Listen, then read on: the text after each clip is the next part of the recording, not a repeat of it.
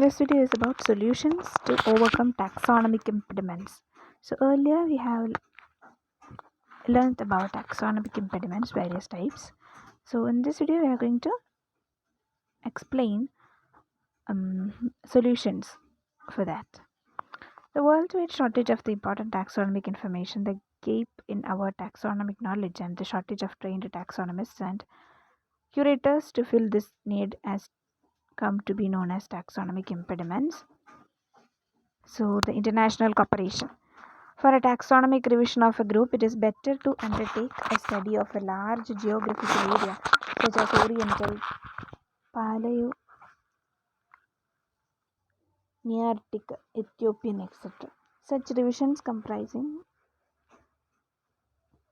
any such large area will be more useful when compared to small regional studies, since the fauna and flora of small regions, such as a part of a country or state, will not be isolated from the nearby region. Such taxonomic work can be done only with international cooperation.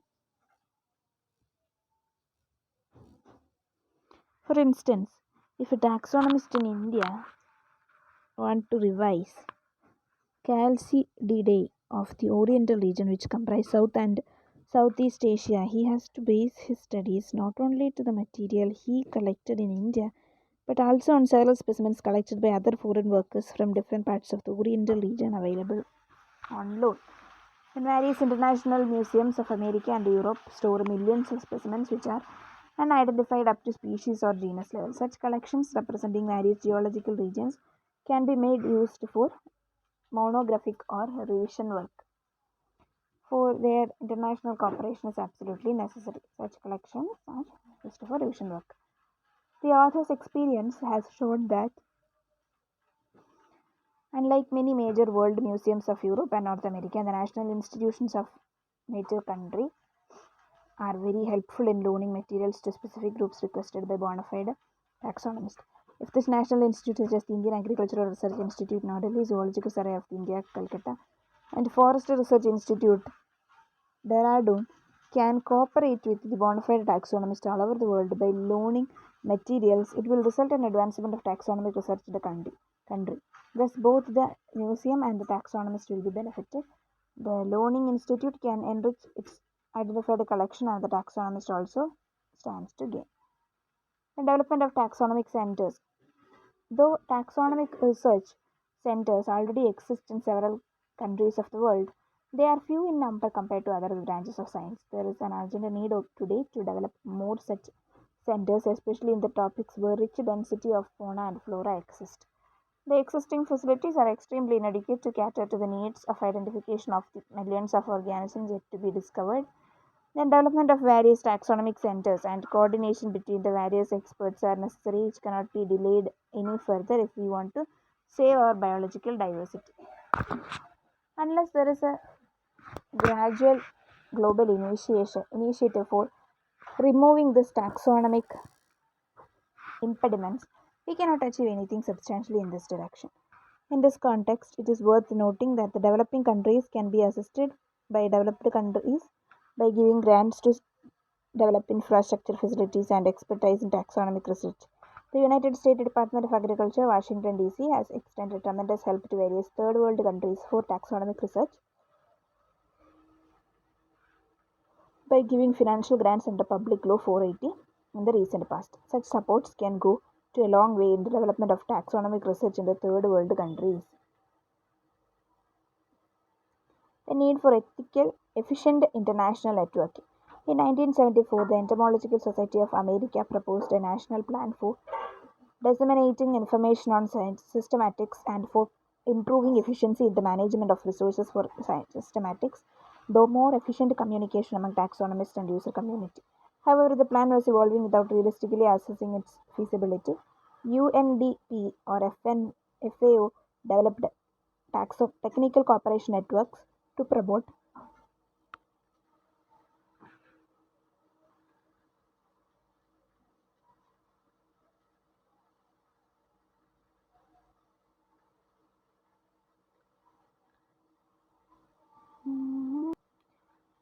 institutional collaboration between countries. BioNet International is a global network of systematics of arthropods, nematodes, and microorganisms. It offers great scope to developing countries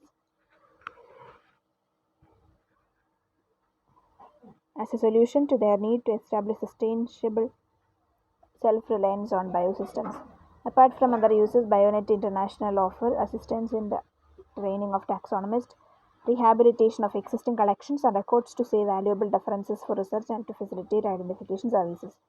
BioNet International helps in the development and use of computer-aided and automated taxonomic tools, especially in the identification of organisms, to speed up training and to make taxonomy widely available and more easily usable by eco non-specialists.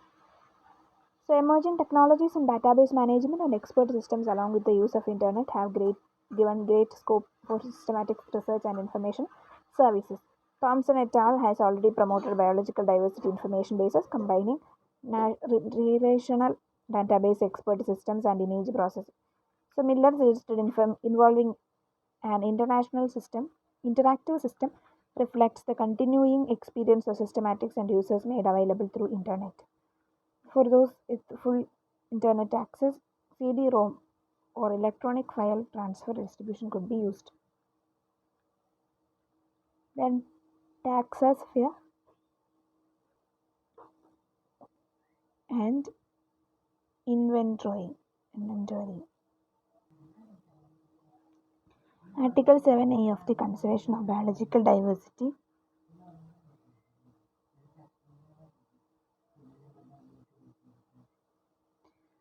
states that the biodiversity document have to undertake an inventory of their biological diversity in order to provide fundamental information on the distribution and abundance of biodiversity. Such data are necessary for the long-term sustainable management, use, and conservation of biodiversity areas. For biodiversity harvesting and bioprospecting, inventory has a major role to play. Then to know what is present in conserved area is a primary necessity to evaluate the status and importance of the conserved biota, particularly when screening for natural chemical activities. For biodiversity prospecting, it is absolutely essential to identify the involved organisms at species or subspecies level for extracting identical specimens for a species specific chemical activity. It is essential to have a thorough knowledge of species present in an ecosystem for future high technological use of biodiversity. Those nations who have the taxonomic capacity for identifying their own biota will be certainly in an advantageous position in collaborating with pharmaceutical prospecting and with similar non-damaging harvesting activities.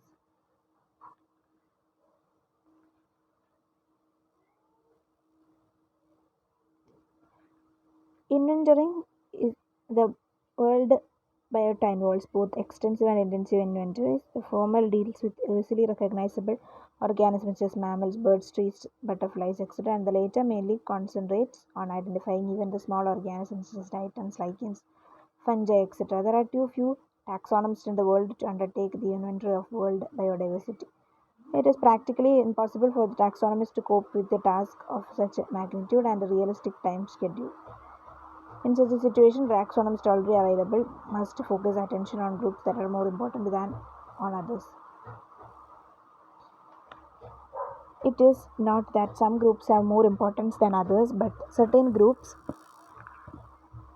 have greater importance in maintaining diversity of other organisms.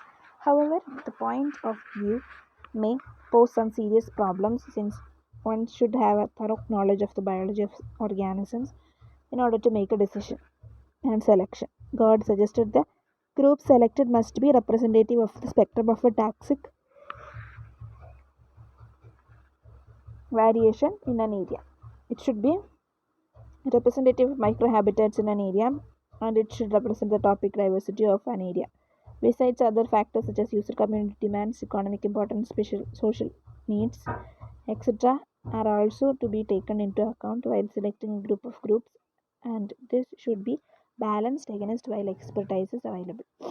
The desired end product. There are many requirements for removing the taxonomic impediments in taxonomic research. They can be summarized as follows. Taxonomic collections should be developed in all countries and they should be properly maintained by qualified taxonomists. Scientific employment opportunities for taxonomists should be estimated on a worldwide basis. Enough financial assistance should be provided for taxonomic research. Then training of courses for taxonomic research should be established. Taxonomy should be included as a compulsory subject in the curriculum and syllabi at the graduate and postgraduate levels. National and international libraries should store taxonomic back volumes as well as recent library literatures of all groups of at least of those groups of fauna or flora where taxonomic research is planned to take place and it is already in progress. Fellowship and other financial grants should be given to taxonomists to visit international museums for examination of types. And national international centers for taxonomic research and identification should be developed, and repositories for sorting the collection, especially types, should be established.